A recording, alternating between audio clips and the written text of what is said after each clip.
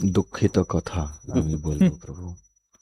তো যদি আপনি মনে করবেন হ্যাঁ আমার সন্তান পূর্ণ নেই, আমি ওখানেই ওকে গর্ভে মেরে দেব, সেটা মহাপাপ। ওকে গর্ভস্থ শিশুকে মারা মহাপাপ। আপনি সন্তান গ্রহণ করেছেন, কর্ম অনুযায়ী যার চলে আসছে সেটা আপনাকে নিতে হবে। যে পূর্বকর্ম আছে সেই জন্য আপনাকে হতে পারে যে অপূর্ণ সন্তান আসছে।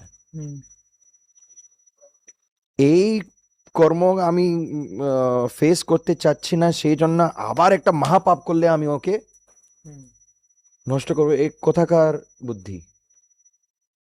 অলরেডি আমার কর্ম আছে কি আমি পূর্ণ সন্তান পাবো না।